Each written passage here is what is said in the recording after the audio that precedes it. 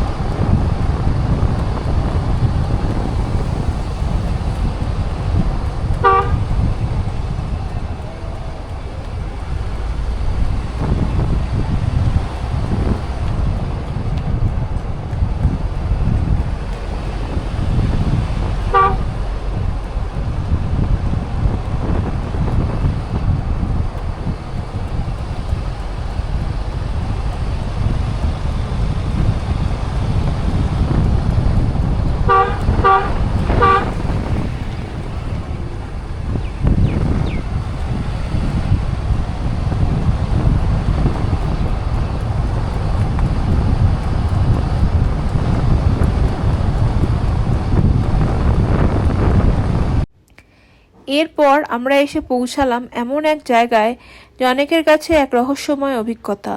স্থানীয়রা এই অঞ্চলটিকে এমন এক নামে ডাকে যার সাথে সাপের সম্পর্ক রয়েছে। এখান থেকে যাত্রাপথটি কিছুটা পরিবর্তিত হয়ে যেন এক নতুন রূপ নেয়। দূরের বরফাবৃত পাহাড়গুলোর পটভূমিতে এই অংশটি আরও মোহময় হয়ে উঠেছে। আমাদের সাথে থাকুন, কারণ এই সফরটি আপনাদের আরও গভীর কোনো অভিজ্ঞতার দিকে নিয়ে যাবে।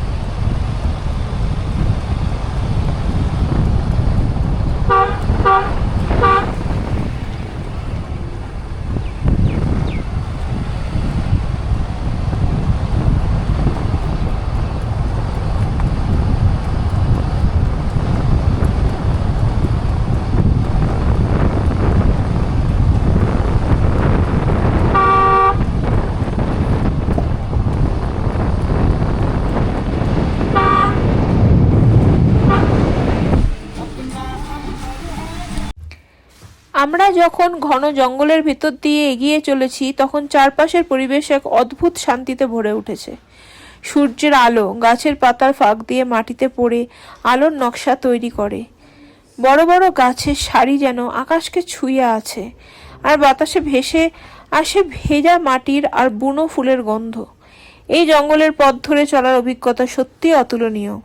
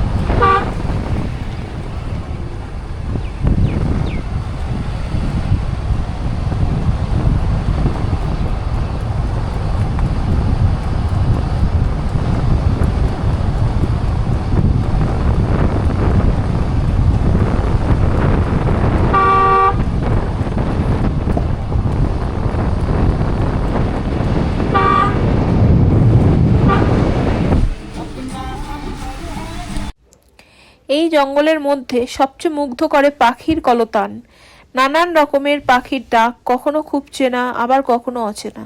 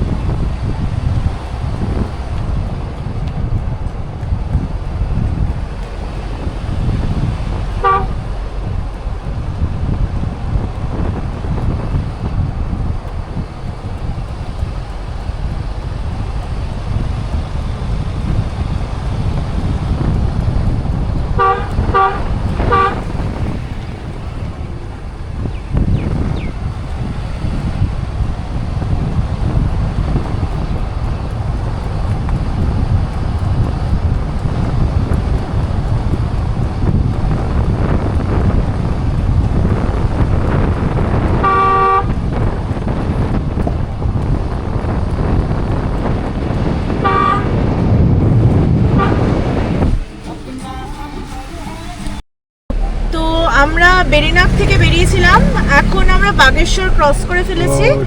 এইবার আমরা যাচ্ছি গোয়ালধামের উদ্দেশ্যে বাগেশ্বর থেকে। তো চলো চলতে থাকি। হয়ে গেছে।